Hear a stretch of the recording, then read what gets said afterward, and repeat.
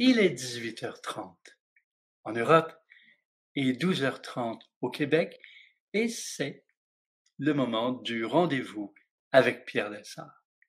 Un rendez-vous durant lequel on continue de s'unir avec beaucoup de bienveillance, beaucoup de tendresse, beaucoup de compassion. On se reconnaît, on s'accueille, il n'y a pas de jugement, il y a encore moins de culpabilité. Il y a nous, dans la beauté de nos êtres. Nous sommes tous à des rythmes différents, des rythmes qui nous conviennent ou que l'on veut transformer dans un processus d'évolution. On le vit consciemment, on le vit quelquefois sans s'en rendre compte. Certains sont dans une voie réelle, spirituelle, mais nous sommes tous et toutes des êtres spirituels. Et sur la voie, eh bien, il y a des grands moments de joie, des grands moments de bonheur, et il y a aussi des moments plus difficiles, des moments de souffrance physique, des moments de souffrance psychique, des moments où on ne comprend pas ce qui se passe, des moments où on comprend bien ce qui se passe et on ne sait pas trop quelle issue pourrait se présenter, quelle issue l'on peut créer. Et c'est pour ça qu'on se rencontre. Vous transmettez en quelques mots votre question, des questions qui concernent votre parcours, qui concernent quelque chose à intégrer, peut-être une demande d'un avis. Alors, ce que je propose, ce n'est pas des conseils directs, faites ceci, faites cela, mais des pistes. Des pistes, on essaie d'ouvrir des voies, d'ouvrir des portes, d'ouvrir des portails, de proposer quelque chose peut-être de différent, une tentative. En fait, vous livre une vision, un regard qui pourrait peut-être vous aider dans une difficulté, vous propulser quand quelque chose s'ouvre sur vous. Alors, vous posez vos questions dans le chat en commençant par 3 points d'interrogation et en finissant par 3 points d'interrogation pour que je puisse distinguer les questions à travers les différents commentaires, les bonjours on arrive ou bonjour on quitte. Alors, la rediffusion sera déposée dans symphonie.life à un moment donné cette semaine. Ça peut prendre jusqu'à quelques jours, dépendant de tout ce qui se passe. Alors, vous avez aussi les sessions précédentes. Voilà, on peut maintenant commencer. Je vais lire vos questions. Si jamais j'ai outrepassé votre question, hein, vous voyez que je lis les questions, je n'ai pas vu la vôtre, n'hésitez pas à me le dire, n'hésitez pas à réécrire votre question. Et n'oubliez pas de commencer avec des points d'interrogation. Alors, la première que je vois là à l'écran, c'est la question de Nadia. Besoin d'encouragement et d'éclairage car j'ai l'impression que l'humanité décline malgré tous nos efforts. Eh bien, je comprends. Cette impression, beaucoup de personnes l'ont, ne l'expriment pas nécessairement comme vous, comme un déclin, mais comme des difficultés quelquefois qui semblent s'accroître. Évidemment, quand on voit, on sent tout ce qui se passe sur la Terre, on peut se poser des questions. Évidemment, un processus d'évolution, ça se vit à travers des décennies, des centenaires et des millénaires, et non pas à travers des semaines. Ça, c'est très important de s'en rendre compte. J'en parlais il y a quelques jours. Vous vous souviendrez certainement qu'il y a quelques décennies à peine, la femme était considérée comme différente, n'avait pas accès à certains types d'emplois et même dans certains pays n'avait pas le droit de vote et tout ça. Il y a vraiment eu des changements très importants. Ils ne sont pas terminés, j'en conviens. Toutefois, il y a eu tout de même des changements très importants et ces changements ont été initiés par les femmes elles-mêmes. Mais il y a eu des changements. Si on regarde les 5 dernières décennies, évidemment, les changements ne se produisent pas à l'intérieur d'une semaine, 2 semaines, même une année ou 2 années. Actuellement, avec la guerre, avec les difficultés climatiques, avec, on dirait que les dirigeants sont longs à saisir qu'on est dans une situation importante au niveau climatique et que ça prend des changements majeurs. On a l'impression quelquefois que cela n'avance pas. Et comme il y a des difficultés qui se présentent, plusieurs se disent, ben, est-ce qu'on avance ou est-ce qu'on décline? En fait, j'aime une analogie qui nous aide quelquefois à saisir ce qui se passe. Quand on suit un sentier vers le sommet d'une montagne Il y a des moments sur le sentier où c'est plus abrupt et plus difficile. Alors, on marche sur le sentier pendant 1 heure, tout va bien, on se sent, on se sent bien, on se sent en équilibre, on se sent en harmonie et ça avance vite. On se sent vraiment élevé, stimulé avec les gens qui nous accompagnent. Et tout à coup, il y a une pente qui est plus abrupte et même plus difficile. On a l'impression tout à coup qu'il y a un grand ralentissement et on est fatigué, on a besoin de se poser, on se dit tiens, est-ce que je perds mes forces? Est-ce que je vais y arriver? On a l'impression presque qu'il y a un déclin. Et puis après, il y a un bout qui est plus simple et on continue notre ascension. Et quelquefois, on arrive à un endroit où il y a un nuage, il y a un brouillard et on ne voit plus où est-ce qu'on va. On est fatigué, on ne voit plus où est-ce qu'on va. On a l'impression que finalement, on n'avance pas du tout, on ne sait plus où est le sommet, on n'y arrive jamais. Et pourtant, dès qu'on fait un pas de plus et qu'on sort du brouillard, on s'aperçoit qu'on est à 2 pas du sommet. Eh bien, c'est un peu comme ça que je vois les choses, hein. Il y a des moments difficiles, il y a des choses qui sont abruptes. Or, tant pour la collectivité humaine que pour un être humain, les expériences sont généralement des propulseurs. C'est-à-dire même une expérience qui est difficile aide à comprendre les choses. Vous savez, il y a des choses qui sont produites dans des guerres qui ont éveillé les êtres humains, à savoir que si on continue, on va se détruire. Quelquefois, il y a des sages, des guides qui ont transmis que la Terre, dans les années 40, 50, 60, l'humanité, si elle continue comme ça, elle va s'auto-détruire, là, avec tout ce qu'elle met en place. Eh bien, à un moment donné, les êtres ont compris qu'il y a certains types d'armes qui vont faire en sorte qu'on va tout détruire, la Terre avec. Donc, ils ont changé des choses. C'est lent à changer. Et pourtant, quand on regarde en arrière, on s'aperçoit que depuis un siècle, il y a énormément d'éléments qui ont changé. Alors, je vous comprends et à la fois, je dis, donnons-nous la main. Il y a de plus en plus aujourd'hui de gens qui sont éveillés, qui sont dans leur cœur, qui ont envie de changer les choses. Il n'y en avait pas autant il y a 50 ans. Il y a 50 ans, je parlais d'énergie, je parlais d'amour, j'avais l'air de quelqu'un dans des élucubrations. Et aujourd'hui, c'est tout à fait naturel. Alors, il y a tout de même beaucoup de choses qui changent, mais pas assez vite, je conviens. L'inéquité qu'il y a sur Terre, des gens qui meurent de faim, des enfants qui n'ont pas mangé, il y a des guerres, il y a de la discrimination, du racisme, il y a beaucoup de choses. Mais en fait, je me rends compte que l'humanité devient de plus en plus consciente de cela. Et étant consciente de cela, on en parle plus. Je pense par exemple au mouvement MeToo. Eh bien, le mouvement MeToo nous donne l'impression qu'il y a beaucoup plus aujourd'hui de tout dérèglement de nature sexuelle, par exemple. Mais en fait, c'est qu'on les dénonce, on les met à jour, on les dénonce et on dit que ça n'a pas de sens.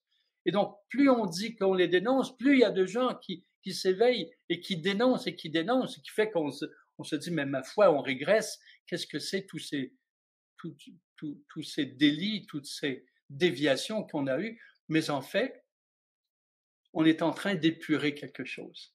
On est en train d'épurer quelque chose. Alors, c'est comme si on perce un nœud et là, c'est comme un nid de guêpe quelquefois. Hein, on le secoue et tout sort et on a l'impression qu'on est envahi. Ben, on a été tous surpris qu'il y ait encore une guerre de cette ampleur.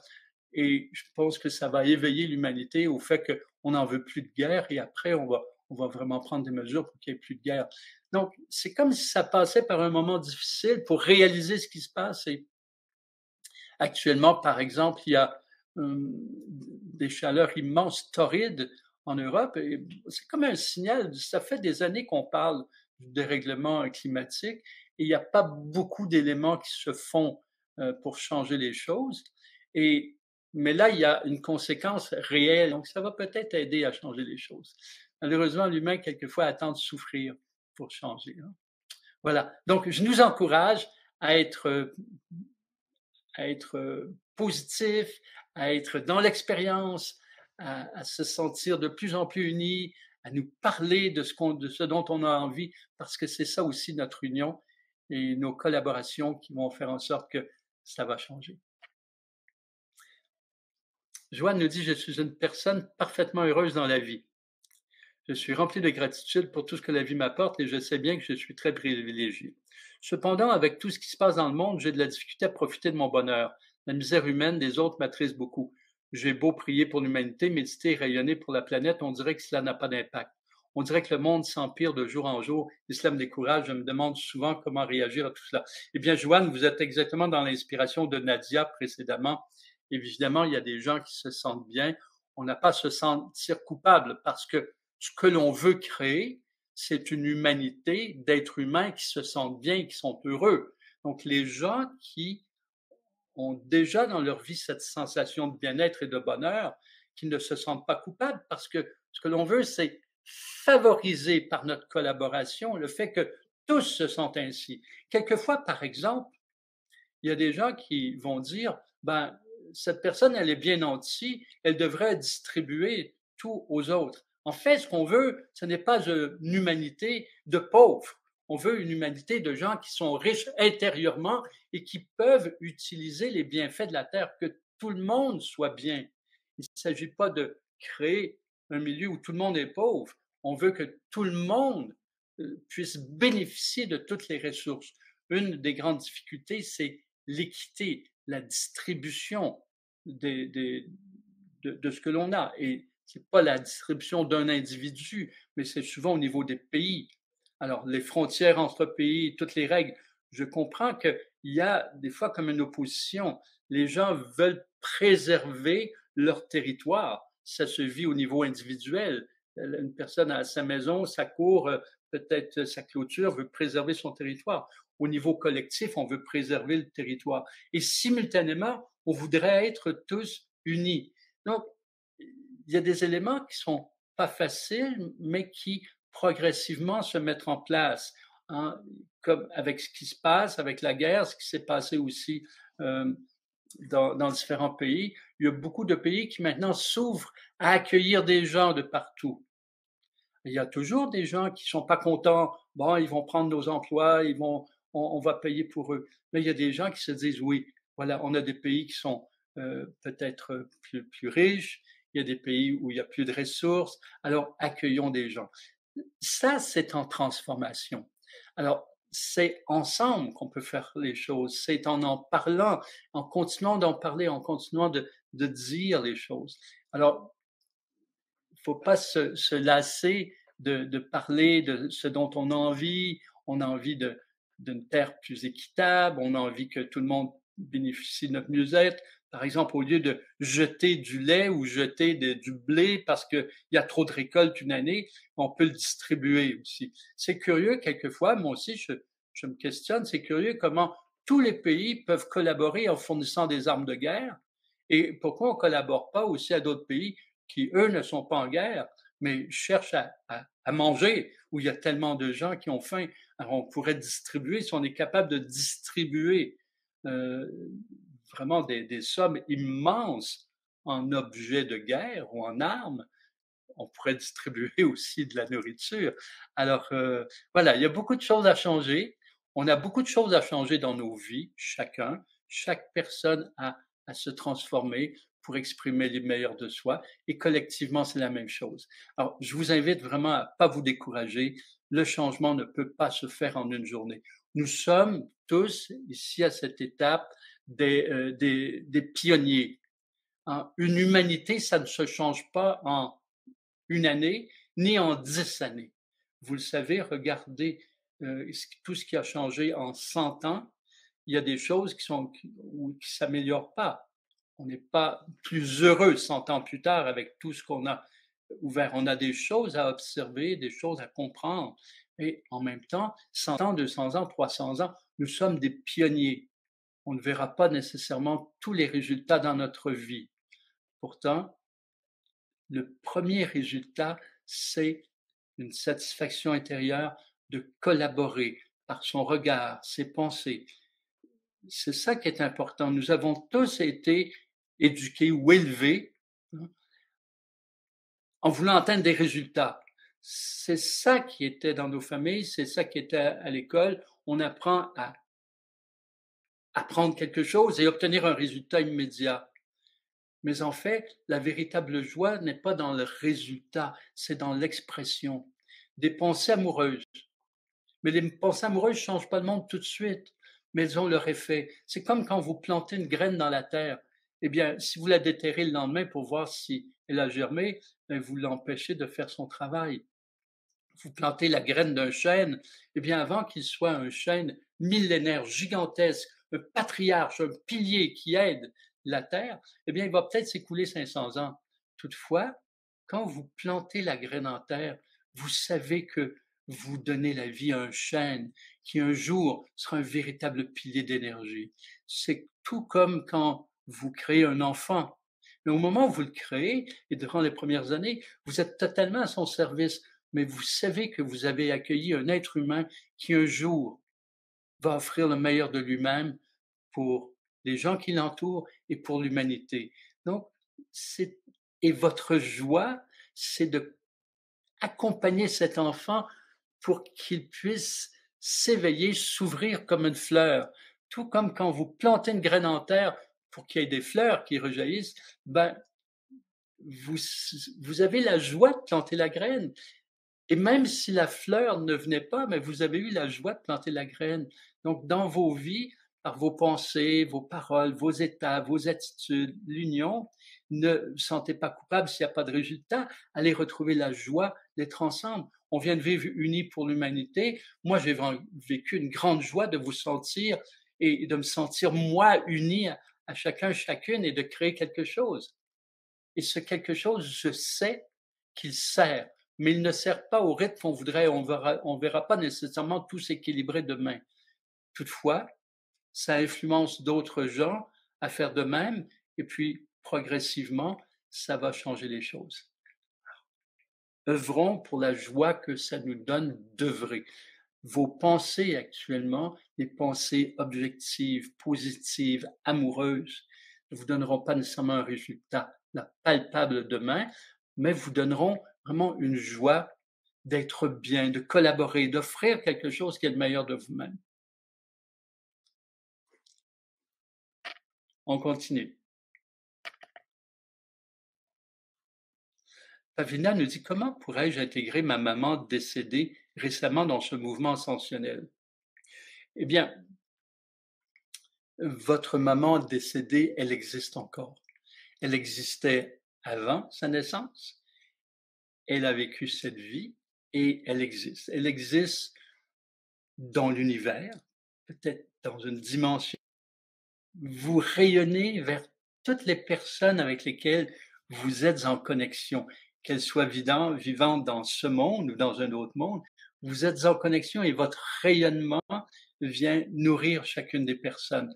Vous pouvez aussi, de façon très concrète, invoquer votre maman à s'unir à vous, à peut-être même vibratoirement venir près de vous et s'élever. Elle est déjà dans une élévation là où elle est.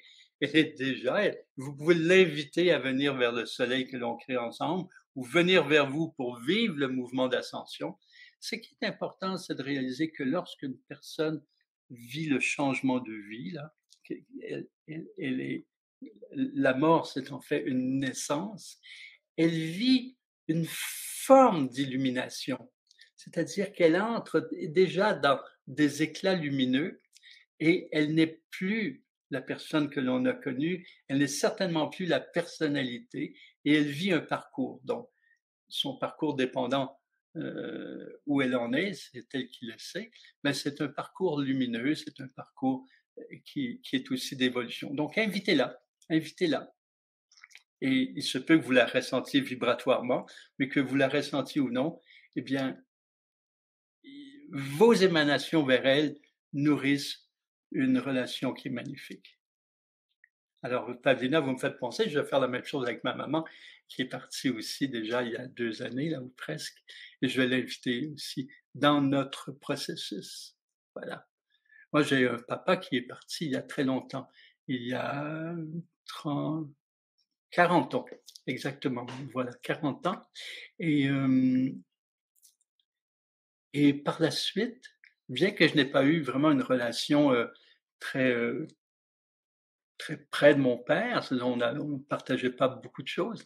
Depuis qu'il est parti, eh bien, je sens beaucoup sa présence et comme il fumait beaucoup, eh bien, je sens sa présence et tout à coup, soit dans là où je suis, dans la chambre où je suis ou dans l'auto, souvent tout à coup, ça sent la fumée, plein la voiture, alors qu'il n'y a jamais eu de fumée dans la voiture et puis là, je dis: «Tiens, salut papa» et il vient et je sens qu'il y a une connexion qui s'est établie depuis longtemps. Donc, voyez-vous, on est en connexion, quelquefois de façon plus évidente, quelquefois moins.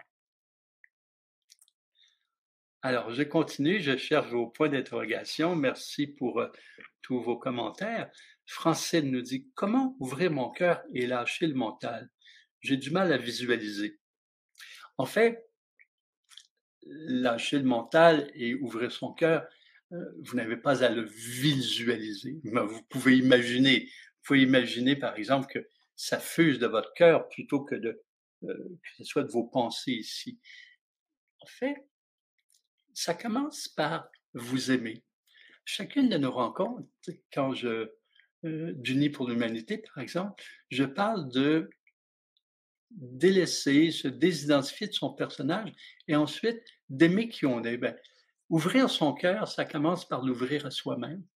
Quelquefois, il y a soit un enfant, une personne, un chaton, qui fait en sorte que on s'attendrit et que on ressent vraiment de l'amour qui nous amène à nous aimer. Alors, qu'il y ait un stimulus de l'extérieur ou non, ce que je vous invite, c'est commencer par apprécier qui vous êtes.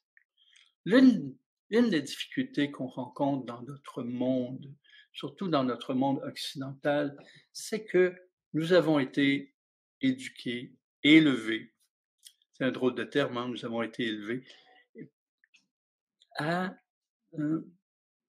tenter d'obtenir des résultats, puis tenter d'obtenir les meilleurs résultats, en fait, tenter de performer. À partir du moment où on parle de performance, on parle aussi de comparaison. Je performe en fonction d'une autre personne et on est dans un monde où il y a beaucoup de comparaisons. Et ce qui fait en sorte que si vous connectez avec une de vos qualités, il se peut que rapidement vous vous disiez: «Ouais, mais il y a des gens qui sont beaucoup plus à ce niveau». Par exemple, vous pouvez vous dire: «Tiens, moi, je suis quelqu'un de patient». Et après, ben, vous pourriez vous dire: «Bah, il y a des gens qui sont beaucoup plus patients que moi». OK, après ça, vous vous dites: «Je suis quelqu'un de très généreux». Ouais, mais il y a des gens beaucoup plus et tant que ce type de comparaison consciente ou non consciente, il y a une forme de diminution de soi. Alors que ce que je propose, c'est l'inverse. Commencez par apprécier et aimer les qualités qui sont en vous. Vous êtes patiente, quel que soit le niveau de votre patience, par moment, vous vous rendez compte que vous pouvez être patiente avec des gens, vous pouvez avoir une bonne écoute.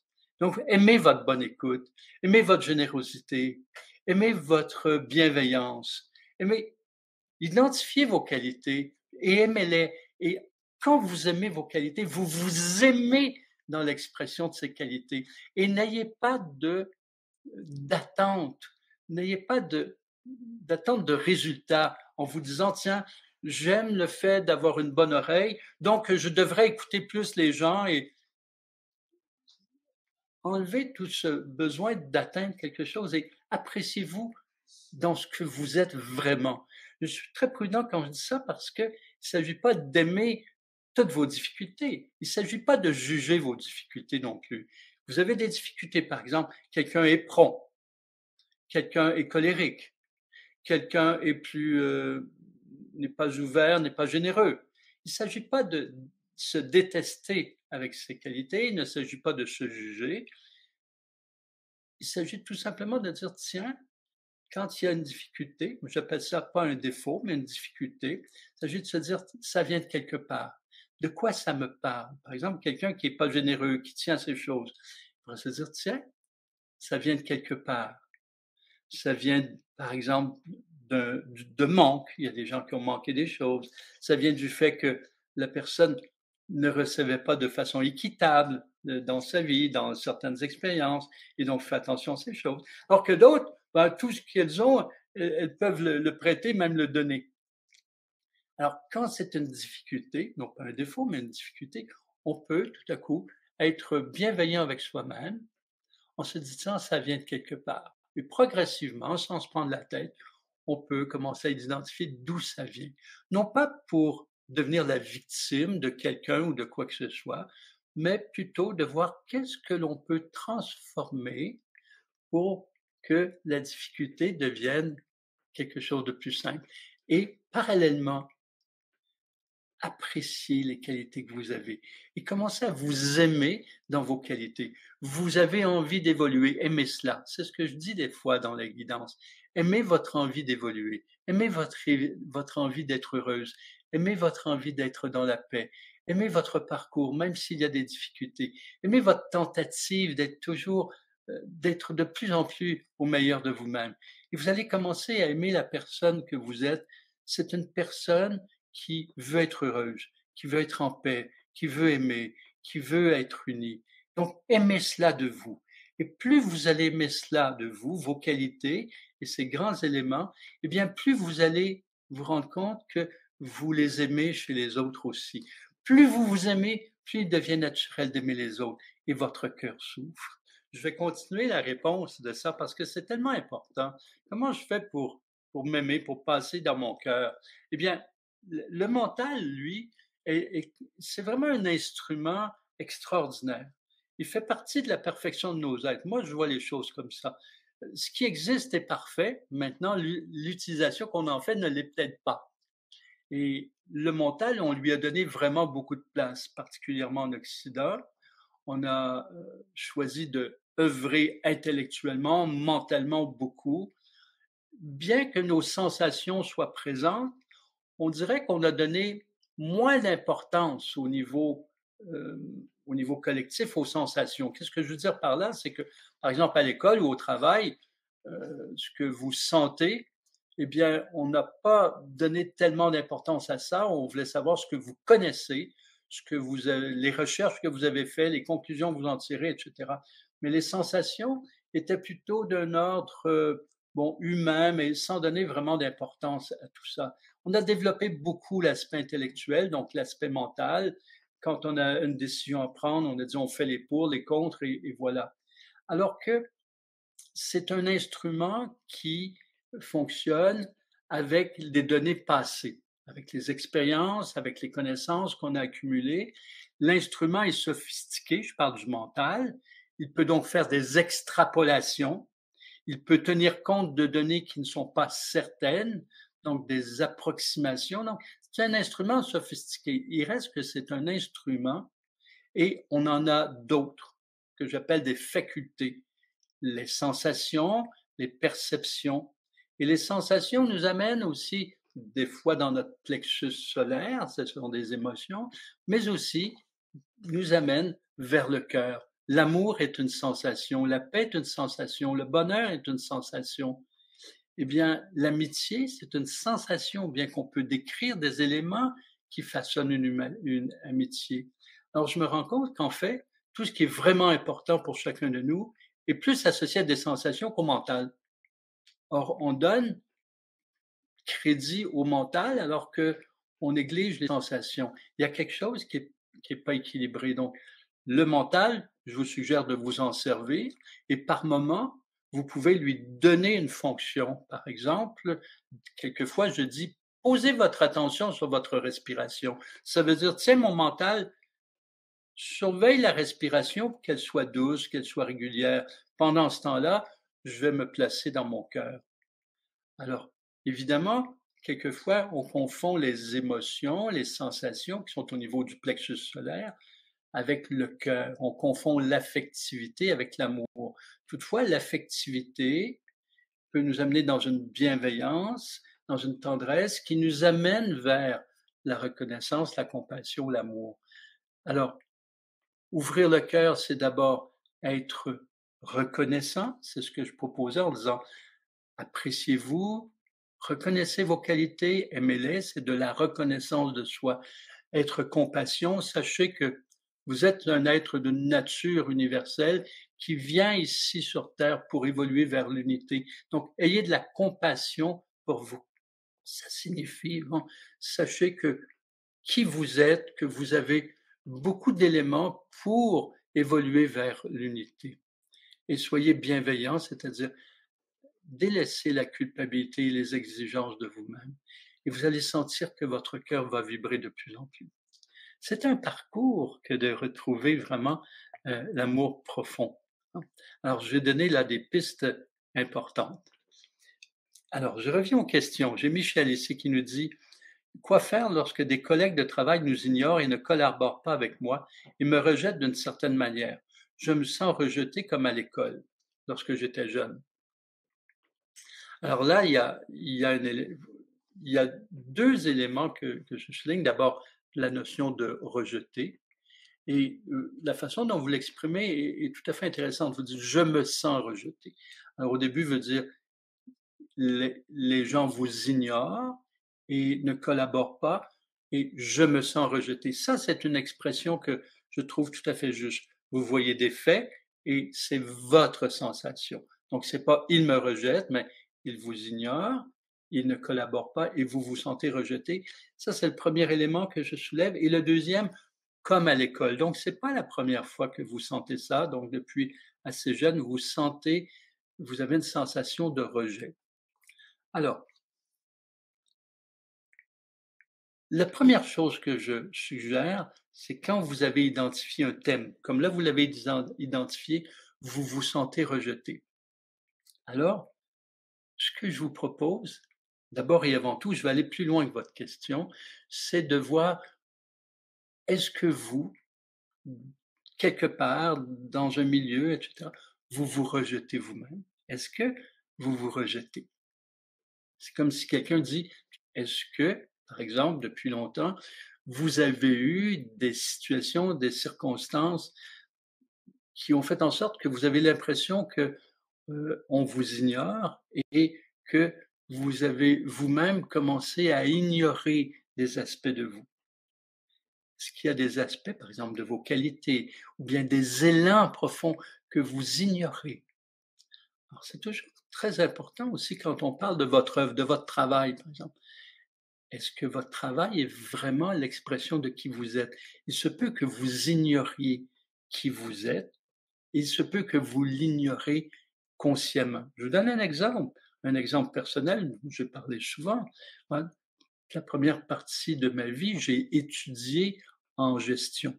Donc, j'ai étudié au niveau collégial, au niveau universitaire, jusqu'au master en gestion et parallèlement, je faisais une carrière en gestion, pour être conseiller en gestion et professeur de gestion.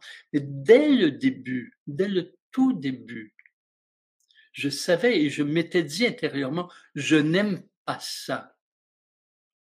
Je n'aime pas ça, mais je l'ai fait jusqu'à compléter un master et j'ai presque choisi de faire le doctorat en gestion parce que j'étais avec mes amis, il y avait des notes excellentes, presque parfaites et donc un pas de plus et je faisais le doctorat et pourtant dès le début, je disais donc j'ai ignoré cela et non seulement je disais que je n'aimais pas ça, je savais très, très bien ce que j'aimais et ce qui me faisait vibrer, dont toute la connaissance de l'être humain et l'accompagnement de l'être humain dans une perspective d'évolution. Or, j'ai ignoré cela pendant 15 années jusqu'à ce que je choisisse de ne plus l'ignorer, ce qui a créé quand même des changements majeurs et difficiles. Donc, parce que si je ne l'avais pas ignoré à 18 ans, ça aurait ensuite été plus facile par la suite. Mais en fait, donc, j'ai ignoré cet aspect. Alors, en fait, c'est un thème de trahison. J'ai trahi. Alors, je vous propose de regarder ça. Est-ce que dans un espace, quelles que soient les causes extérieures, et même si ça a commencé dans votre temps d'enfance, qu'est-ce que ça a généré comme rejet de vous par vous? L'autre aspect, maintenant pour solutionner ça, d'une part, quand vous allez voir si vous vous rejetez, vous allez voir comment allez choisir de ne plus vous rejeter, ça va changer beaucoup de choses aussi dans vous, dans votre façon d'être et de faire. Maintenant, si vous ne savez pas pourquoi il vous ignore et ne collabore pas, eh bien, c'est aussi possible, quelquefois, d'aller vers un ou deux collègues et de lui dire, vous savez, j'ai l'impression que vous m'ignorez, que vous ne collaborez pas et je me sens rejeté et j'aimerais savoir pourquoi. Qu'est-ce que je fais que je ne vois pas ou que je ne fais pas? Donc plutôt que de dire: «Vous m'ignorez, vous m'abandonnez, vous me rejetez», vous pouvez vraiment aller voir quelqu'un en lui disant: «Je veux comprendre quelque chose de moi. J'ai l'impression que, j'ai une sensation d'être ignoré, juste ou pas, je ne sais pas, mais je me sens un peu rejeté et je voudrais comprendre qu'est-ce qu'il y a dans moi? Qu'est-ce que vous voyez qui fonctionne pas ou et qui est pas stimulant pour vous? Bah, eh bien, je sais que ça ouvre les cœurs quelquefois. Les gens qui, peut-être pas tous vont vous parler, mais il y a certainement quelqu'un qui va vous dire: «Il y a telle chose qui est plus difficile pour nous» et cetera et ça vous permet de mieux vous connaître. Allez-y avec beaucoup d'humilité, en parlant au «je» comme vous l'avez fait dans votre question: «Je me sens rejeté». Alors dites qu'il y a quelque part en vous, vous avez l'impression que vous êtes rejeté, mais en fait, vous vous sentez comme ça et c'est intéressant. Qu'en pensez-vous? Donc je vous ai répondu sous 2 angles. Le premier, c'est-à-dire le premier, c'est vraiment tout le parcours de connaissance de soi et le deuxième, c'est aussi pour aller vers une solution extérieure, peut-être intermédiaire. Alors, Daniel nous dit: «L'amour universel commence dans son cœur». Oui, j'apprends de plus en plus à me connecter à mon essence. Donc, je m'aime de plus en plus avant l'autre, les autres. Comment évoluer dans une relation qui n'en est plus une, en respectant amour et conscience dans cette relation? Alors, bah, c'est déjà un peu compliqué, déjà de dire comment évoluer dans une relation qui n'est plus une relation. Alors, voilà qui est intéressant, mais je vous comprends. Et vos propos au début sont vraiment aussi très importants. L'amour universel commence dans son cœur. Donc, s'aimer soi-même sans condition. Sans condition, ça ne veut pas dire accepter toutes nos difficultés sans bouger. Sans condition, ça ne veut pas dire qu'on n'évolue pas dans l'expression du meilleur de soi. J'aime cette expression, je tends vers le meilleur de moi-même. Qu'est-ce que ça veut dire? Ça veut dire que si, par exemple, quelqu'un est prompt, il s'aperçoit qu'il a cette difficulté d'être prompt. Ben, s'aimer, ça ne veut pas dire, tiens, ben, je suis prompt, ben, je m'accepte comme ça. Oui, acceptez-vous, mais accepter, ça ne veut pas dire non plus ne pas se transformer. Alors, vous êtes prompt, il y a des raisons, vous vous sentez peut-être ignoré, vous vous sentez peut-être rejeté, vous vous sentez, il y a quelque chose qui fait que vous répondez de façon prompte. Alors plutôt que de vous dire, bah ça c'est moi, fait partie de moi, je suis comme ça, et ceux qui m'aiment, ils m'aiment comme ça. Et vous, est-ce que vous vous aimez comme ça vraiment? L'idée, c'est de dire, tiens, il n'y a pas de jugement. Si vous êtes prompt, ou si quelqu'un est colérique, ou peu importe la difficulté, il ne s'agit pas de se culpabiliser, il s'agit de se dire, tiens, moi, je veux exprimer toujours le meilleur de moi-même, j'exprime mes qualités de plus en plus, et là où il y a des difficultés, ben, je vois les sources, je vois les causes, progressivement, sans me prendre la tête à dire, je vais être quelqu'un de bon quand je vais avoir travaillé pendant des années sur moi pour tout régler. On est continuellement dans un parcours où on décèle des aspects qui sont en évolution. Donc, pas de jugement sur ce qui est plus difficile et vraiment une appréciation. Il y a une cause, il y a une source, je vais la trouver, je vais évoluer, changer les choses. Voilà. Donc, et puis, vous dites aussi, vous connectez de plus en plus à votre essence. Alors, ce que j'explique souvent, c'est que nous sommes de nature universelle, nous sommes tous des êtres humains associés à une âme, un esprit. Nous sommes tous cela. Maintenant, nous avons des essences différentes. Eh bien, ça fait partie un peu du processus de dualité, c'est-à-dire que on est lumière et à la fois on est matière, mais notre essence, c'est l'ensemble de qui on est vraiment, tous les aspects qui font que je suis cela et je vais me connecter avec qui je suis. C'est-à-dire pas être à côté de soi parce que en fait, c'est qu'on vient avec un bagage et ces bagages-là est constitué d'outils que l'on va utiliser dans notre processus créateur et dans notre expression et dans notre mouvement d'évolution. Alors, si quelqu'un, par exemple, a une bonne écoute, ben ça fait partie de son bagage. Ça ne veut pas dire qu'il a à être thérapeute ou psychologue. Ben, il peut être professeur. Un professeur, ça prend une bonne écoute aussi. Mais la bonne écoute fait partie du bagage.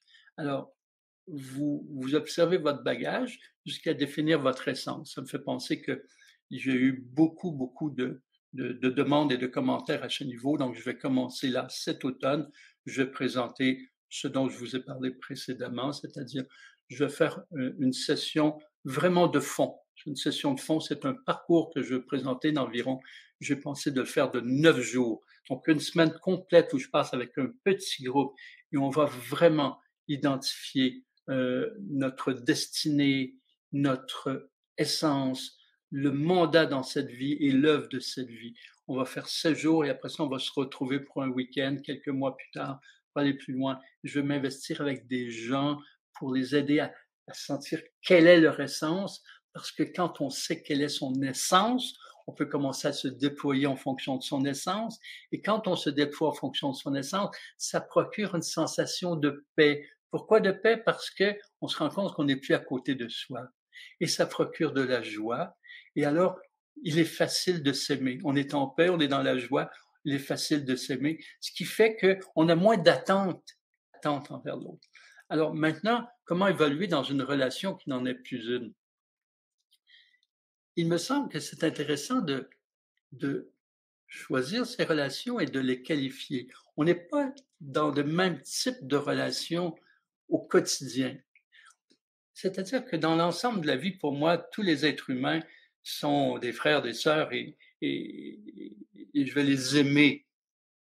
Pas nécessairement dans ce qu'ils font, parce que des fois on n'aime pas ce qu'ils font, mais on peut aimer qui ils sont globalement.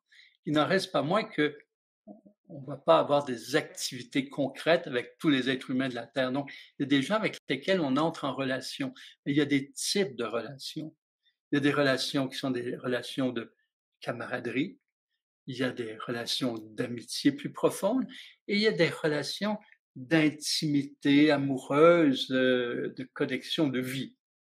Alors, quelquefois, eh bien, on entre dans une relation et qui, par exemple, devient rapidement ou moins rapidement une relation intime amoureuse.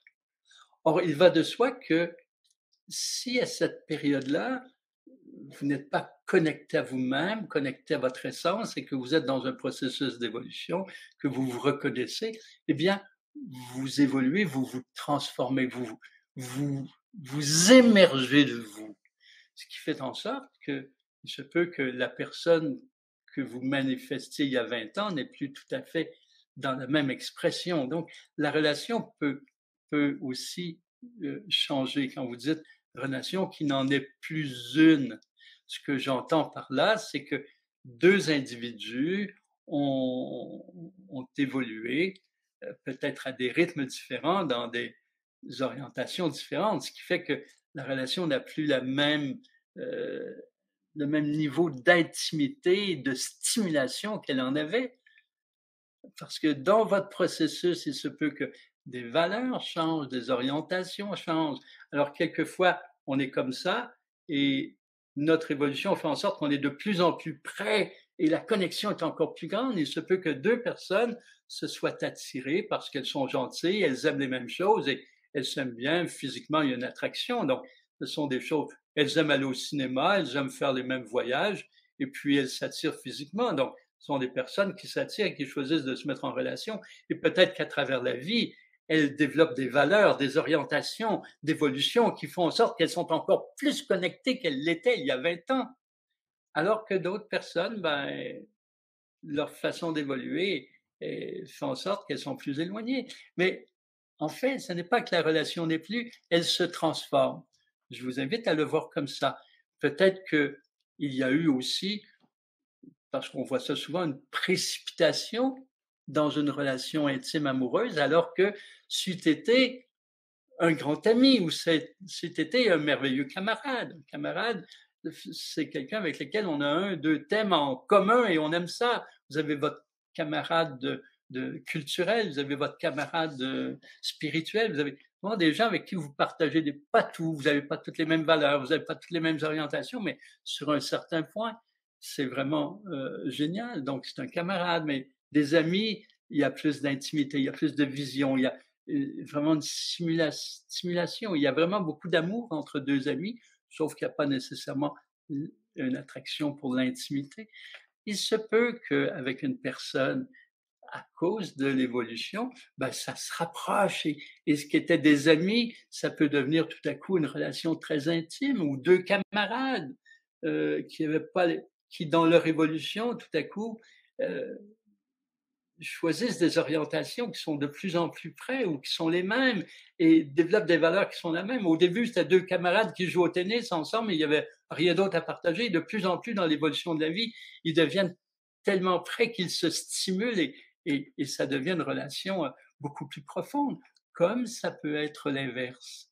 Alors, il s'agit de voir qu'on est dans un processus et on va pas, on veut s'assurer avant de laisser une relation avant de la transformer ou avant justement de la laisser devenir un peu plus terne, on peut s'assurer de ça. Il y a des moyens de s'assurer de ça. Déjà dans la communication, où est-ce que tu en es, quelles sont tes orientations, tes valeurs, pour choisir comment on va vivre. C'est-à-dire qu'il y a des gens qui ont changé, qui sont tout de même devenus, qui étaient des amoureux, qui sont devenus d'excellents colocs, des camarades vraiment qui adorent, par exemple, aller au théâtre ensemble, qui adorent vivre ensemble parce que c'est facile et tout ça. Ils sont devenus des colocs, camarades extraordinaires. Ils font une vie merveilleuse.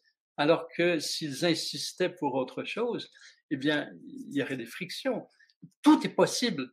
Moi, je ne veux pas séparer les gens, je ne veux pas les unir si ce n'est pas le moment.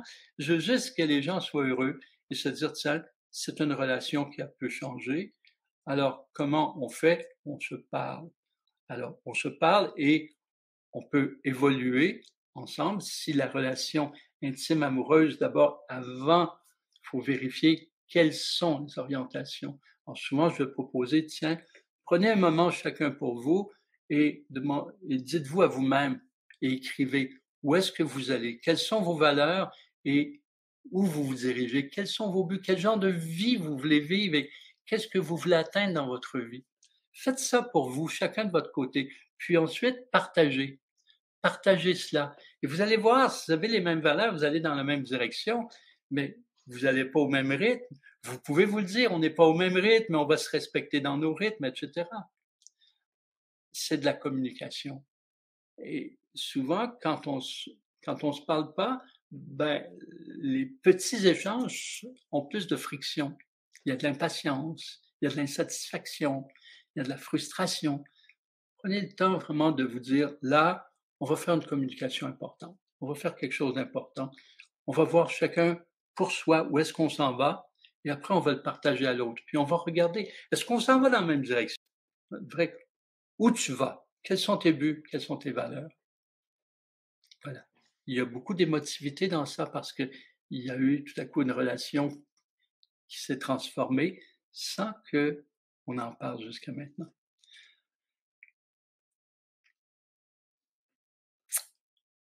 Jane nous dit, il y a un super mantra pour harmoniser sa vie intérieure et son environnement.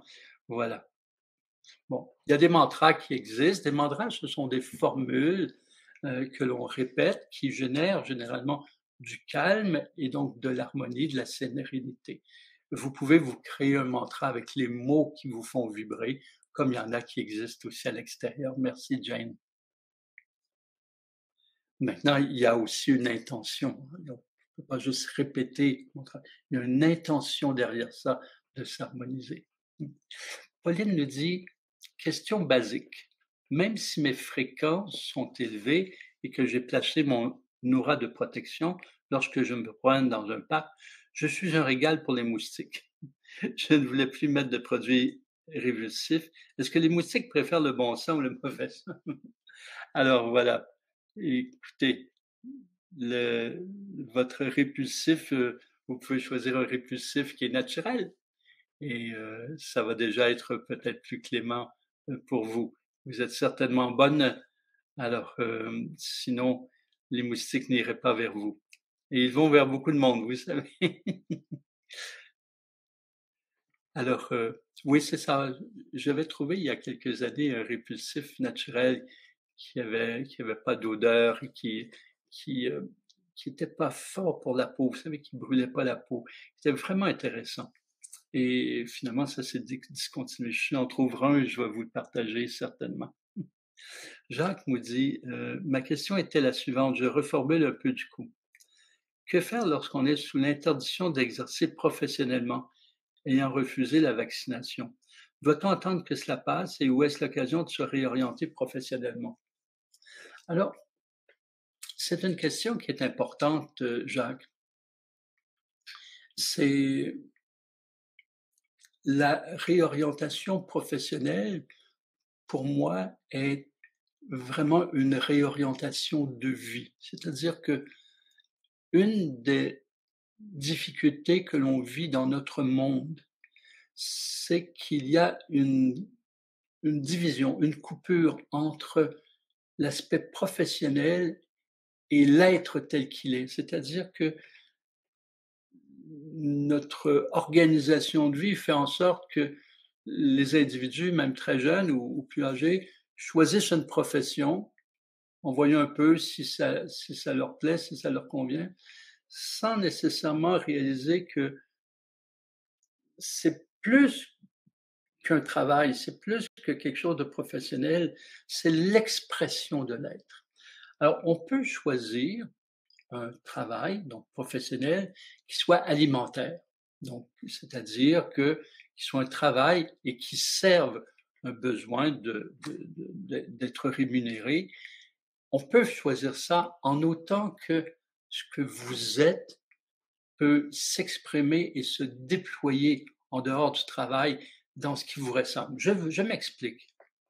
Quelqu'un pourrait choisir, par exemple, professionnellement, de, d'être un comptable. Je n'ai rien contre ou pour la comptabilité, mais disons que c'est quelqu'un qui est un artiste dans l'âme et qui adore la musique et qui a l'impression toutefois qu'il n'est pas prêt à faire toutes les études et tout pour arriver à vivre de ça et il choisit d'aller vers un travail qui est alimentaire, qui va bien le faire vivre. Toutefois, la musique, il en fait. Il en fait le soir, il en fait les week-ends. Il y a une place pour la musique parce que la musique est associée à son essence, à qui il est. Et si sa profession faisait en sorte que il, il n'avait plus le temps de faire la musique, eh bien là, il y aurait une frustration consciente ou inconsciente qui se créerait et qui serait vraiment probablement plus dommageable peut-être que même des vaccins. Donc ce qui est important là, c'est que, heu, imaginons que vous êtes dans le domaine de la santé, que vous êtes un infirmier ou un médecin et que vous ne pouvez plus, œuvrer parce que vous n'avez pas été vacciné. Vous pouvez aussi être dans les réseaux sociaux. Eh bien, est-ce d'abord la première chose, c'est est-ce que ce milieu, imaginons que c'est les soins, qu'ils soient physiques ou psychiques, est-ce que de vous déployer dans ce milieu vous faisait vraiment vibrer? Est-ce que c'était vous? Est-ce que vous vous sentiez de la joie, même si le cadre n'est pas toujours ce qu'on veut, même s'il y a des éléments qui ne vous satisfont pas? Est-ce que le fait de vous déployer dans ce monde-là où vous étiez, non pas en fonction de ces structures, mais de ce que vous exprimez. Imaginons que vous êtes un infirmier. Est-ce que le fait que d'offrir des soins, d'être là, est-ce que cela, c'était vous? Ça, c'est la première question. Si vous me disiez non, eh bien, la première chose, je vous dirais, c'est le bon moment justement pour vous connecter avec vous-même, aller ressentir qui vous êtes, ce qui vous fait vibrer, ce qui vous anime, ce que vous avez envie de déployer et profitez-en pour aligner votre vie en fonction de ça, même si ça demande une certaine formation. Maintenant, si vous me dites oui, ça, c'est moi, c'est moi. Le cas dans lequel j'étais, c'est moi. Alors, est-ce qu'il y a des façons, disons, imaginons que c'est dans les soins, est-ce qu'il y a des façons pour vous d'être soignant dans un cadre où il n'y a pas cette exigence de vaccination? Alors, est-ce que vous pouvez œuvrer, que ce soit dans le pays où vous êtes ou dans un autre pays, si c'est votre essence même, d'abord, est-ce qu'il y a moyen de être cela? Donc, quand je parle, par exemple, je vais vous donner un autre exemple avec moi. Moi, j'avais senti à un moment donné que c'était important dans ma vie les soins et que au début, je regrettais de ne pas avoir été un médecin, de ne pas avoir fait la médecine. C'était ça, à 14 ans, je voulais faire la médecine et je ne l'ai pas fait. J'ai choisi la gestion pour des raisons que j'expliquerai un autre jour ou plus tard. Or, j'ai ma bifurcation, j'ai commencé avec des soins, mais ces soins étaient énergétiques avec un aspect psychique. Donc, vous voyez, j'ai pu choisir donc de me former et d'offrir dans ce sens. Donc, est-ce que, par exemple, si vous êtes un soignant psychique, travailler dans un CLSC, ben, il se peut que vous puissiez ouvrir votre propre cabinet en disant à vos clients, je ne suis pas vacciné. J'ai vu ça quelque part, quelqu'un qui l'annonçait. Ou faire une médecine privée, si vous êtes médecin, et dire, voici, clinique de médecine privée où on n'est pas vacciné. Si c'est légal, je ne sais pas si c'est légal. Mais essayez de voir comment vous pouvez aménager, parce que dans ce qu'on est dans son essence, c'est une essence de soignant. Ça ne dit pas, par exemple, soignant. Ce qui est en vous, c'est une pulsion pour collaborer à la santé physique ou à la santé psychique. Imaginez que vous avez cette pulsion. Eh bien, cette pulsion, elle ne dit pas, il n'y a rien qui dit dans l'univers, voilà, vous devez être absolument un infirmier ou vous devez être absolument un médecin. La pulsion de collaborer à soigner, ça fait en sorte que vous êtes un soignant et ça peut se manifester sous différentes formes. Alors, vous m'avez suivi, Jacques. La première chose, c'est vraiment de sentir, est-ce que ce que vous avez plus le droit de faire professionnellement, est-ce que ce que vous faisiez, au-delà du cadre, est-ce que c'était vous? Est-ce que ça répond à qui vous êtes? Et c'est quoi? Vous êtes un soignant, vous êtes un éducateur, et si c'est vraiment vous, essayez de voir comment vous pouvez choisir un chemin qui est autorisé. Vous pouvez vous y déployer parce que vous ne pouvez pas faire abstraction de qui vous êtes sans créer vraiment une séquelle, une frustration profonde. Quitte à s'il y a lieu de changer de région, changer de pays même, pour être vous. Et puis, si c'est pas nécessairement à ce niveau profond, etc., ben essayez de découvrir c'est quoi ce niveau profond qui vous parle.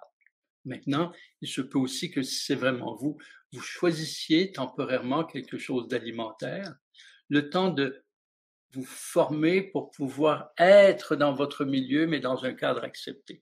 Est-ce que vous me suivez bien, Jacques? Est-ce que je m'exprime correctement pour vous ouvrir des pistes? Louise nous dit, comment évoluer excusez-moi, dans une société de consommation quand nos revenus sont modestes, avec toute cette inflation, il est de plus en plus difficile. Et oui, je vous comprends, Louise. Ça, c'est une situation problématique dans notre monde encore actuellement. Particulièrement actuellement, il y a de l'inflation, les prix s'élèvent. Et je ne sais pas si vous êtes au Québec ou en Europe. Et je me suis rendu compte que au Québec, les prix, le coût de la vie était rendu plus cher qu'en Europe. C'est assez étonnant, mais c'est ainsi. Alors, souvent, je pense aux gens qui ont des revenus modestes, des moyens modestes, comment ils font pour vraiment avoir ce qu'il faut. Évidemment, vous n'avez pas besoin d'avoir, de posséder, cela, vous le savez certainement, mais il y a un minimum. On est dans un monde où on n'est pas passé encore dans une humanité où il y a de l'équité. Alors là, c'est très important. Ce qui est important, c'est aussi de, de voir ici comment, tu sais, il y a toutes sortes de situations. Si vous êtes seul, si vous avez des enfants, c'est pas tout à fait les mêmes orientations. Alors, très souvent, je vous dis d'abord, est-ce que, vos revenus sont modestes? Est-ce que vous aimez profondément ce que vous faites pour ces revenus modestes? Est-ce que vous avez l'énergie pour aller chercher un supplément?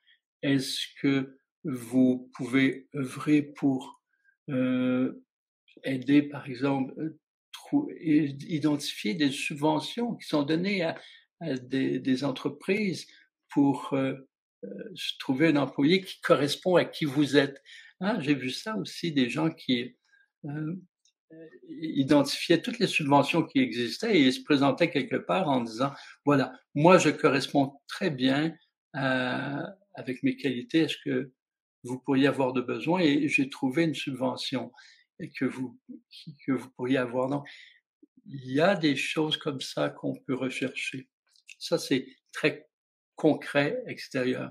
Maintenant, au niveau énergétique, ce que je vous propose, c'est vraiment d'utiliser le rêve éveillé. Le rêve éveillé, c'est de de commencer à être en contact avec qui vous êtes et ce que vous avez envie de vivre. Non, en termes de vous. Comment Louise a envie de vivre dans le sens de qu'est-ce qu'elle est? Quelle est son essence? Qu'est-ce qu'elle a envie comme comme expression, création? Comment elle a envie de se déployer? Et alors, quand vous êtes totalement vous-même dans ce que vous faites, vous avez aussi droit de bien vivre autant que n'importe quelle personne. Si vous êtes je voyais par exemple, un texte sur quelqu'un qui est une aide, vous savez, dans les hôpitaux qui aide les gens, cette personne, elle disait: «Oui, je lave les gens âgés et j'en suis fière». Et bien souvent, ces gens ont des revenus modestes et pourtant ils font des travaux que, pas beaucoup de monde sont prêts à faire. Eh bien, si vous aimez ce que vous faites, alors voyez, faites des rêves éveillés dans lesquels vous voyez différentes situations où vous êtes apprécié, vous êtes vraiment aimé pour ce que vous faites. Par exemple, une telle personne, donc qui dans un cadre de soins, s'occupe de laver les gens et de les nettoyer, et cetera. Eh bien, par le rêve éveillé, elle elle émane ces vibrations, les vibrations qu'elle aime ce qu'elle fait, qu'elle aime prendre soin de ces gens, qu'elle aime s'en occuper, favoriser un bien-être dans quelque chose qui est très respectueux. Eh bien, elle fait des rêves éveillés où elle se voit dans différents cadres exercer ce qui est naturel, ce qui est merveilleux pour elle, et dans des cadres différents alors qu'elle est bien rémunérée. L'idée, c'est de projeter par le rêve éveillé vos vibrations. Projetez qui vous êtes. Vous voyez ce que je veux dire? C'est que si, par exemple, vous êtes quelqu'un qui est débrouillard et qui vous faites différents travaux, mais vous avez toujours des revenus minimalistes, ben, d'abord commencez par ressentir vos talents, vos qualités et ce que vous aimez utiliser de vous, sans les déprécier, sans les mettre plus bas. Sachez que ce que vous aimez de vous est merveilleux et il y a certainement des qualités qui font en sorte que vous savez, vous pouvez faire des choses que d'autres ne peuvent pas, pour lesquelles vous avez des revenus modestes actuellement. D'abord, honorez profondément qui vous êtes et aimez les qualités que vous... Ça, c'est la base. Après ça, commencez à rêver en imaginant plusieurs scénarios dans lesquels vous utilisez vos talents et cela vous permet de bien vivre. C'est comme si vous lanciez les vibrations d'amour, tellement prendre soin de ces gens, les laver, et cetera. Ben, vous pourriez avoir une famille qui vous invite à prendre soin de 2 aînés et qui vous rémunère très, très, très bien. Alors, le cadre a totalement changé et là, vous êtes bien rémunéré. Alors, vous pouvez, par exemple, avoir un revenu modeste, vous êtes dans un jardin d'enfants, une crèche si vous êtes en Europe ou une garderie si vous êtes au Québec. Et là, vous trouvez que votre revenu il est vraiment pas suffisant. Eh bien, pourtant, vous adorez, heu, permettre aux enfants d'exister, de se déployer. C'est vraiment dans vous. Et donc vous faites des rêves éveillés dans lesquels vous avez différents scénarios où vous faites ça et vous pourriez très bien, par exemple, tout à coup rencontrer quelqu'un qui vous offre de prendre soin des enfants de la famille et vous êtes très bien rémunéré pour ça. Donc il ne s'agit pas d'être dans la pensée magique, il s'agit d'abord d'être vraiment confiante dans toutes vos belles qualités, de faire des rêves éveillés et d'être présente aux situations que vous allez attirer pour changer le niveau de revenu, pour bien vivre. J'entends que vous ne voulez pas nécessairement développer une fortune pour posséder, parce qu'on n'a pas à posséder, mais pour vivre bien comme les autres personnes. Maintenant, on nous dit: «Je suis à la deuxième session et je n'arrive pas à suivre. Ce n'est pas facile à suivre, même si je saisis les propos.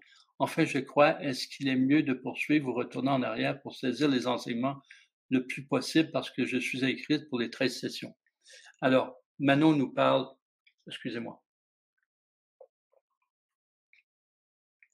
j'ai décelé dans votre dernière phrase que vous parlez de la voix du maître, donc qui est pas dans Symphonie, mais dans Amour et conscience. Alors, vous saisissez les propos, est-ce qu'il est mieux, je reprends, je suis à la deuxième session, je n'arrive pas à suivre. Ce n'est pas à suivre même si je saisis les propos. Alors là, ce qui est intéressant, c'est qu'est-ce que vous n'arrivez pas à suivre? Est-ce que c'est le rythme qui est trop rapide? Si le rythme est trop rapide, rappelez-vous qu'il est important de choisir votre rythme. Alors, c'est trop rapide parce que vous n'avez pas eu le temps d'expérimenter, puis tout à coup, il y a un autre épisode qui arrive. Laissez les épisodes s'accumuler et choisissez votre rythme, Manon. Cette, si vous saisissez les propos, mais que vous ne suivez pas, c'est que peut-être vous avez trop d'activités, vous avez trop de responsabilités, vous n'arrivez pas à mettre en pratique. L'autre élément, c'est que il est important de voir que la pratique, ça se fait progressivement, c'est-à-dire que on peut pas intégrer tout au moment où on vit un enseignement. Par exemple, il y a un enseignement sur un thème bien précis. Imaginons que l'enseignement est sur les peurs et comment dissoudre les peurs. Eh bien, vous le comprenez, mais vous n'allez pas dissoudre toutes vos peurs dans une semaine. Dissoudre toutes ces peurs, ça peut prendre 10 ans, 15 ans, mais à partir du moment où vous comprenez, progressivement, vous allez vivre un processus, évidemment, à un rythme qui vous convient. Vous pouvez suivre le prochain épisode à partir du moment où vous comprenez, où ce que ça suscite une envie et que vous commencez vous comprenez bien qu'à un moment donné, ça s'accumule, il y a tellement de choses à faire que l'idée, c'est de bien saisir et de ne pas hem, de ne pas vous culpabiliser, de ne pas vous donner un rythme qui est beaucoup trop accéléré. Comprenez, vous entendez, à votre rythme, vous placez les choses dans votre vie, de telle sorte que vous vous sentiez bien. Maintenant, on peut aussi se parler à l'extérieur, donc de vive voix. Donc, écrivez-moi à la suite d'un épisode, là, écrivez-moi et on pourra se parler, puis je verrai où se manifeste une difficulté ou une autre. Est-ce que ça vous va, Manon, qu'on puisse faire ça? Donc, à la suite d'un épisode, vous avez l'espace pour faire un commentaire. Eh bien, dites-moi que vous voulez me parler, laissez-moi vos coordonnées, et là, on se donnera un petit rendez-vous et on se parlera de vive voix. D'accord? Merci Manon. C'est important là, c'est important, vous avez une question majeure et donc je vais vraiment vous aider. Anne nous dit: «Peux-tu nous dire quand tu prévois annoncer les dates et le coût de cet accompagnement d'une semaine dont tu nous parles depuis un certain temps?» Oui, c'est vrai, depuis un certain temps, et en fait, j'attends au moment où je vous parle, j'ai quelqu'un qui cherche un endroit. Je veux faire ça à l'extérieur, en résidentiel. Je veux qu'on sorte de son cadre. Pour vraiment aller à fond. Donc, ce que je veux faire ça en octobre ou en novembre ou en décembre, mais dès que je trouve un lieu où on sera bien, on va le faire. Donc, c'est cette saison que je fais ça. et il se peut qu'après notre rencontre, j'ai des dates. J'ai déjà une date, mais ça me demande de changer un peu, mais ça pourrait être la dernière d'octobre, par exemple. Mais je vais vous confirmer ça cette semaine. D'accord? Merci. Donc ça, je ne ferai pas un groupe de 100 personnes, c'est un groupe plus restreint pour qu'on puisse aller à fond. Isa, Isa, une carence en vitamine B1 attire les moustiques. La vitamine B1 fait apparemment dégager une odeur que les moustiques n'aiment pas. Bon, mais merci pour votre commentaire. Et il y a toutes sortes de choses pour les moustiques, par exemple. Merci, Isa. Et d'ailleurs, Isa, la semaine dernière, vous êtes à Bruxelles, je crois, vous êtes en Belgique. Vous m'avez parlé d'un élan que vous aviez pour que l'on se fasse un endroit là, pour les enseignements à Bruxelles. J'avais pas vos coordonnées, alors j'avais dit écrivez-moi avec vos coordonnées, mais là, si vous permettez, je vais prendre votre adresse email. Nous, avec votre question, on peut trouver votre adresse email et je vais vous écrire à ce niveau, Isa, pour aller de l'avant. Je ne sais pas si il y a des personnes, Chantal, Evelyne, Françoise de Bruxelles, qui avaient dit aussi que ça les intéressait. Donc, évidemment, Bruxelles, c'est aussi dans mon cœur. Vous savez que c'est le premier endroit où je suis allé en Europe. J'ai été accueilli par mon ami, comment il s'appelle, là, dans Sambourg, voyons. Et c'est un grand ami. Et j'ai beaucoup d'amis aussi à Bruxelles. Donc, je vais y aller dès qu'on commence en salle. Je vais pouvoir y aller. Donc, j'aimerais ça qu'on puisse aller plus loin dans votre proposition.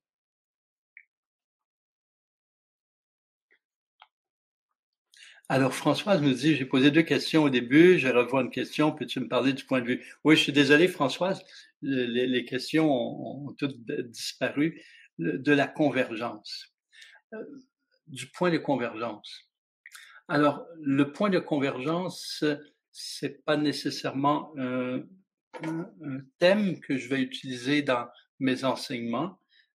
C'est des enseignements particuliers. Si vous me permettez, je vais revenir avec ça bientôt, Françoise, probablement d'ici la fin. Je parle beaucoup, moi, de convergence dans nos vies. C'est ça qui m'intéresse le plus. Par exemple, que l'on utilise tous les aspects de l'être, toutes ses facultés, dans une direction, mais vers un point qui permet vraiment un éclat. J'appelle ça l'éclat de l'être. Ce matin, on a travaillé avec l'éclat lumineux, mais l'éclat de l'être, c'est-à-dire que tous mes aspects, j'élimine les aspects, soit professionnels ou ça, mais tous les aspects d'un être qui sont orientés pour favoriser justement cet éclat de l'être dans toute sa beauté, dans le meilleur de lui-même. Et c'est où il y a vraiment une rencontre de l'être que j'appelle de l'être incarné, de l'être manifesté avec l'être lumineux. C'est-à-dire que, prenons par exemple un individu, bon, qui a, sa vie est organisée, qui a un travail, et il commence vraiment à déceler tout ce qui est naturellement apprécié de lui et qui pourrait être plus effervescent. Donc, il va identifier ses talents, ses qualités, ses dons, il va identifier ce qui le fait vibrer dans tous les aspects de sa vie, de telle sorte qu'il va créer une expression de lui qui est toujours de plus en plus effervescente, autant dans son évolution personnelle que dans son expression professionnelle. Tous les aspects et toutes ses facultés vont être stimulés. Il va choisir de les stimuler progressivement, donc de telle sorte que tout converge pour créer un éclat de l'être, l'éclat lumineux de l'être, et qui fait en sorte qu'il vit une révélation. Et alors il peut être lui-même, mais lui-même vraiment dans une sensation d'avoir permis une totale émergence. Alors, c'est comme si, je ferais une analogie en vous disant, c'est comme si quelqu'un prenait tous ces outils pour qu'avec puis développait une habileté avec tous ces outils de telle sorte qu'il puisse faire la plus belle création possible. Mais en fait, en utilisant tout tous ces aspects, toutes ces facultés et en favorisant l'émergence de tout et tout va converger pour son déploiement autant universel qu'incarné et l'être vit cet éveil que j'appelle cet éclat lumineux qui est pour moi une étape, une initiation, une étape qui va permettre à l'être de ressentir ce que pourrait être l'illumination un jour. Alors, c'est dans ces termes que je peux vous en parler, mais je pourrais vous en parler sous différents angles. Voilà. Jacques me dit, bon, il va réfléchir à ça. Vous nous revenez, Jacques. Véronique, je continue. Catherine, comment aider à bien réagir à une agression verbale et de menaces envers un supérieur impatient, bête, qui monte le ton sans ouverture à la communication de sa part? Alors, comment aider à bien réagir à une agression verbale? Donc, vous avez quelqu'un qui a vécu une agression verbale avec des menaces, vous êtes envers un supérieur. Quelqu'un a agressé son supérieur, c'est pas clair pour moi, et vous voulez l'aider. Hein? Le supérieur est impatient, bête, il monte le ton sans ouverture, et il a agressé quelqu'un, quelque chose comme ça. Là. Alors, en fait, déjà, l'aide peut se situer à plusieurs niveaux. Déjà, dans votre état, votre attitude et votre pensée, vous pouvez aider parce que ce qu'il y a dans vos pensées, états, attitudes émane de vous comme des vibrations et influence généreusement. Quand quelqu'un, par exemple, s'exprime avec méchanceté, vous dites bête, il est impatient, c'est qu'il a une difficulté. La personne a un problème, a une blessure. C'est quelqu'un qui est blessé, ça cause un manque de fluidité, ça cause peut-être une réactivité, une frustration. C'est important pour aider que vous développiez cette vision, par exemple. Je voyais un papa qui était dans une gare et son petit garçon jouait avec un petit jouet et il tournait autour de son papa, mais parce qu'il voulait rester dans le périmètre de son père avec son petit jouet. Le papa semblait un peu impatient et tout à coup, il a giflé le petit garçon. Je regardais l'extérieur sans vouloir juger, mais je me suis dit, tiens, le petit garçon, il jouait, mais de façon assez disciplinée, mais le fait qu'il tourne autour de son papa, ça l'a énervé le papa. Alors, mon regard, évidemment, j'étais désolé pour le petit garçon qui s'est mis à pleurer, mais j'étais aussi désolé pour le papa. Je me suis dit, il vit une blessure, il a un problème. Il n'y a jamais une situation qui nécessite une telle gifle, mais en fait, je n'ai pas à juger ça, à évaluer ça, mais je me suis dit, sa réaction dénote que lui vit une difficulté.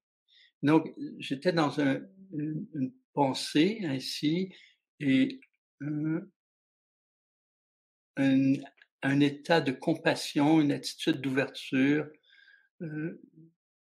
C'est l'enfant qui a reçu la gifle et c'est le papa qui a besoin de plus d'aide. L'enfant va peut-être en avoir besoin, mais par la suite, il s'est remis à jouer plus tranquillement.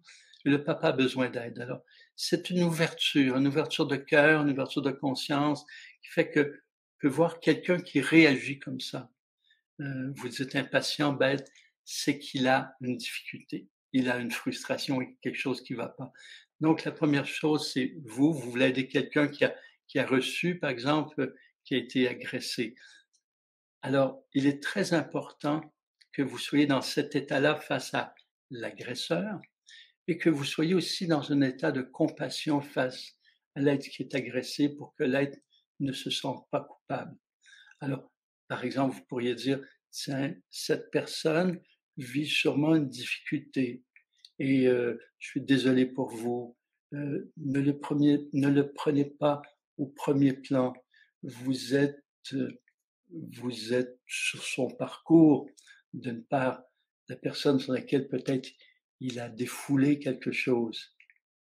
Toutefois, vous étiez sur le parcours. Qu'est-ce que vous vivez? Qu'est-ce que ça vous fait vivre par rapport à vous? L'autre, lui, il a sa blessure et s'il a besoin d'aide, on l'aidera, mais vous, qu'est-ce que vous vivez par rapport à vous? Et pour voir, pour que la personne puisse s'exprimer, comment elle se sent. Est-ce qu'elle se sent agressée? Est-ce qu'elle se sent abaissée? Est-ce qu'elle se sent, ou elle pourrait vous dire, je me sens démunie par rapport à ça. Et là, vous pouvez mieux l'aider. Vous pouvez l'aider, par exemple, à ce qu'elle puisse puiser dans ses ressources, dans les ressources de son cœur, dans les ressources de son énergie, qu'elle se voit non pas comme une coupable, mais que, si on peut dire, la personne est blessée de l'extérieur. Vous savez, vous n'avez pas fait quelque chose qui méritait une agression. Un être humain ne mérite pas une agression, mais il a une difficulté. Donc, il me semble important que vous n'abaissiez pas l'autre, mais au contraire que vous disiez, tiens, si quelqu'un fait ça, c'est qu'il a besoin d'aide. Alors, et vous, est-ce que vous avez besoin d'aide? Comment vous vous êtes senti? Vous êtes senti amoindri. Et là, vous pouvez l'aider à prendre contact avec ses véritables qualités d'une part, tout en disant que il est une circonstance sur le parcours de l'autre. L'autre qui est agressé a, a, a manifesté sa, sa difficulté par rapport à sa propre blessure. L'autre est devenu comme vraiment une situation. Donc, et c'est important que la personne qui a subi l'agression se mette face à elle-même pour ne pas se dénigrer et pour réaliser aussi qu'il n'y a pas de hasard pourquoi elle était sur le passage. Donc, c'est important de la faire parler pour l'aider à ne pas se dénigrer et à comprendre ce qui remonte en elle. Donc, c'est un travail, Catherine, qui est peut-être un travail d'un accompagnant. Quelquefois, on peut voir un accompagnant, non pas nécessairement toutes les semaines, mais pour une situation donnée. Alors, je ne sais pas si vous êtes accompagnante, mais évidemment, comme être humain, vous avez le cœur au bon endroit et ce qui est important, c'est vraiment d'approcher l'être avec beaucoup de compassion, beaucoup de reconnaissance pour ces deux personnes et aider la personne à exprimer ce qu'elle a vécu. Voilà. L'idée, c'est de pas faire en sorte qu'elle se dénigre elle-même. Véronique nous dit, concernant l'accompagnement d'une semaine que vous avez évoqué et que vous programmez pour cette fin d'année, se déroulera-t-elle au Québec ou en Europe ou les deux? Eh bien, les deux, Véronique, c'est-à-dire que je vais l'offrir au Québec en octobre, novembre, et par la suite, soit en décembre, janvier ou février, ce sera en Europe aussi. Donc, ce que j'offre au Québec, je l'offre en Europe et ça varie actuellement. Je veux vraiment avoir deux lieux. Pour l'instant, je travaille encore en salle, mais éventuellement, j'aimerais avoir un lieu au Québec et un lieu en Europe où les gens peuvent venir et où je fais mes ateliers. Alors, il y a beaucoup de gens vous avez vu, il y a beaucoup de gens qui sont de la France, de toutes les régions de la France. Je suis beaucoup impliqué en France, aussi en Belgique, en Suisse, en Espagne. Et il reste que je suis québécois et à la fois, je suis aussi européen dans mon cœur et dans mon expression. Alors, il va y avoir les deux.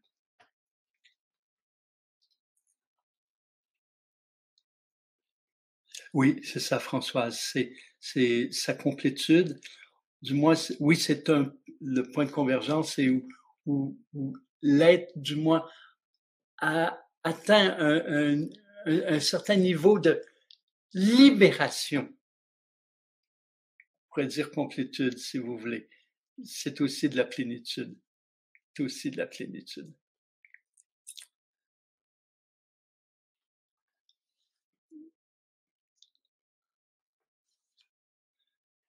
Alors je regarde vos commentaires, j'attends les questions. Claire nous dit, Catherine nous dit: «Le supérieur en a trop sur les épaules. J'ai l'impression que ses propos bêtes me tombent dessus». Oui, c'est ça, vous comprenez votre dernier énoncé, même vous voyez ce que je veux dire. C'est-à-dire qu'il y en a trop sur les épaules, en même temps, vous savez pas tout ce qu'il vit à l'extérieur. Il y en a peut-être trop sur les épaules au travail, peut-être trop dans sa vie. Il y a des éléments qui fonctionnent pas bien et vous devenez, le mot que je cherchais, comme le bouc émissaire. Alors, vous avez fait quelque chose qui l'a ennuyé, qui l'a titillé, mais la réaction, peut-être, s'il y a une agression, eh bien, il y a rien qui suggère qu'on agresse quelqu'un, surtout lorsqu'on est un patron. On peut faire comprendre les choses, même si ça fait 10 fois. J'ai appris qu'on peut répéter 10 fois, 100 fois, 1000 fois là, quelque chose à quelqu'un. Maintenant, là, si c'est exagéré, c'est important que vous soyez compassion, comme vous le faites dans votre phrase. Vous dites: «Ça, il y en a trop». Maintenant, vous pourrez éventuellement, lui dire, vous pourrez, vous, par rapport à lui-même, comment se fait-il que vous étiez sur son passage avec ça? Il n'y a pas de hasard, il y a quelque chose peut-être que vous avez. Est-ce que cette situation peut éclairer quelque chose en vous? Est-ce que ce pourquoi il vous a tombé dessus, peut-être n'aurait-il pas dû vous tomber dessus? Et à la fois, ben, il aurait pu faire une remarque et ce quelque chose peut aussi vous parler. Et si vous tombe dessus à vous, c'est peut-être parce que vous avez aussi la patience, la tolérance, la compassion pour lui dire: «Vous savez, dans peut-être, disons, l'erreur que j'ai fait, vous aviez raison de me donner. La façon est-ce que je peux vous aider? C'est un peu dur». Alors, il s'agit de trouver le bon moment. Peut-être que si c'est arrivé à vous, c'est que vous êtes la bonne personne pour l'amener à réaliser qu'il y avait peut-être une exagération. Essayez de voir en vous pourquoi c'est arrivé à vous, ou à moins que ça arrive à tous les employés.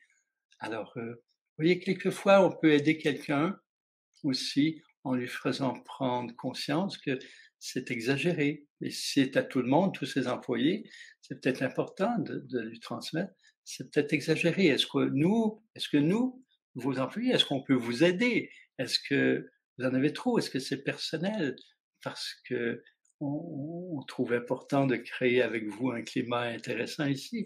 Et si ça déborde, ben, des fois, on peut aussi aider quelqu'un qui est pas au bon endroit en favorisant le fait qu'il se transforme ou qu'il transforme son orientation. Alors Claire, elle dit: «Je vois que ma question est effacée, j'accompagne une personne». Hem, Là, Claire, il faut que vous me remettiez dans le coup. Qu'est-ce que vous voulez dire: «J'accompagne une personne»? Toutes les questions étaient effacées, quand j'ai appuyé sur le panic button pour régulariser le truc. Alors là, si ça vous ah voilà, la question suit. Ma question est partie avant que j'ai fini. J'accompagne une personne qui voit une injustice flagrante à un collègue de travail. OK. Elle ne peut pas s'exprimer, sachant que la même injustice l'attend. Cela fait que tous les collègues n'osent pas s'exprimer. Tous doivent se taire, sinon le même sort les attend, ils ne peuvent pas se le permettre. Ça cause un conflit intérieur face à leurs propres valeurs. Bon, là, j'ai plus d'éléments concernant l'ensemble, Claire. Alors, là, c'est toutes les personnes face à un collègue de travail, ben, toutes les personnes ont peur. Ça crée un climat qui est malsain. Alors, ce qui est important, c'est de pouvoir le dire si la personne euh, qui crée toute cette situation ne veut pas communiquer. Là, bon, voilà, allons-y par étapes. D'abord, je, je pense qu'il est important que une personne soit mandatée par l'ensemble ou que 2 ou 3 personnes puissent demander une entrevue pour représenter un groupe, c'est-à-dire pour pas que ce soit une personne qui subisse le même sort. Donc, il peut y avoir, par exemple, un texte vraiment qui soit pas accusateur, mais un texte qui dise: «Tiens, nous vivons ici, par exemple, dans notre département, une situation qui est délicate, qui est un peu difficile.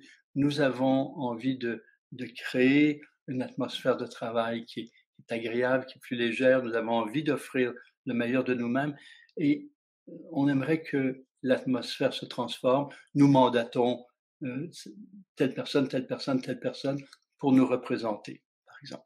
Et là, vous pouvez tenter de communiquer verbalement. Si c'est pas possible, vous pouvez écrire un texte aussi. Vous pouvez écrire un texte à la personne, un texte que tout le monde va signer, mais un texte qui n'est pas accusateur, mais qui invite à une transformation. Et quand on invite à une transformation, on peut dire aussi à une personne, tiens, c'est difficile. Est-ce qu'il y a des éléments que nous pouvons changer? Est-ce qu'il y a des éléments qu'on peut vous aider, sur lesquels on peut vous aider? Est-ce qu'il y a des aspects sur lesquels on peut vous aider à transformer l'atmosphère? Vous voyez? On met un peu de gants blancs dans cette situation. Maintenant, s'il n'y a pas de réception et que il est important de faire une rencontre entre toutes les personnes, tous les collègues, et vous dire, est-ce qu'on est tous d'accord sur le fait qu'il y a des communications, il y a des façons d'être, des façons de faire qui minent l'atmosphère et on n'est pas d'accord. Alors, à ce moment-là, on l'écrit avec des exemples précis, mais avec vraiment une volonté de collaborer à une transformation. Et alors, on va voir avec cela, l'étape suivante, c'est de voir le patron du patron. C'est comme ça. Quelquefois, vous savez, si la personne ne s'en rend pas compte et n'est pas disponible à vous accueillir alors que vous êtes de bonne foi et que vous voulez collaborer à des solutions, eh bien, quelquefois, on prend les mesures pour favoriser un changement positif. Donc, même si dans une deuxième étape, vous allez voir son patron, soyez dans une attitude positive créatrice. Ça va être apprécié, quelles que soient les mesures qui sont prises par la suite.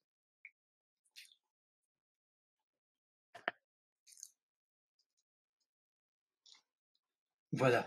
Eh bien, Anne nous dit merci, bonne semaine Isabelle et Pierre. Alors, ça m'a amené à regarder l'heure. Il est déjà 14h07, ça fait déjà plus d'une heure et demie que 1h37 qu'on fait notre rencontre qui est normalement d'une heure. Alors, j'ai passé un bon temps, on va s'arrêter maintenant, ça tombe bien, là il n'y a plus de questions. On va se retrouver la semaine prochaine à la même heure, 18h30 en Europe et 12h30 au Québec. Et puis, j'aurai à ce moment-là toutes les nouvelles, toutes les dates aussi. Je vous dis tout de suite que je veux faire aussi une semaine que j'appelle le parcours de guérison. Je vais commencer par faire une journée, la journée que je faisais avec mon grand ami Guy Corneau, la journée vivre en santé. Je vais la reprendre. Je vais faire des journées vivre en santé à Montréal, à Québec et quand je serai en Europe aussi en Europe. Et je vais faire aussi le parcours santé, qui est une semaine en résidentiel. On va vraiment œuvrer là pour favoriser des transformations. Alors ça va vous être présenté aussi. D'accord? Donc, la semaine prochaine, j'aurai toutes les dates et tous les lieux, mais d'ici ce temps-là, on reste unis et on essaie d'être connecté à soi, connecté avec son cœur et son esprit. Merci à tout le monde d'être là. Merci de votre ouverture, de votre patience et de toutes vos questions. À tout bientôt. Je vous mets la vidéo de symphonie. Je prends le temps de remercier aussi toute l'équipe. Christine Falaise est en ligne aussi. Vous allez voir que dans les prochaines semaines, elle devient une collaboratrice. Elle aura aussi ses pages sur le site de symphonie.life. Donc, c'est une collaboratrice qui non seulement fait de la musique, mais surtout accompagnante dans un cadre psycho-spirituel, plein de conscience et tout cela. Donc, c'est quelqu'un que vous pourrez référer aussi pour des difficultés ou des suggestions très, très personnelles. Donc, c'est une thérapeute. Et elle est là toujours en ligne pour nous aider. Isabelle est là pour favoriser tout le grand élan de symphonie. Merci à tout le monde. À bientôt.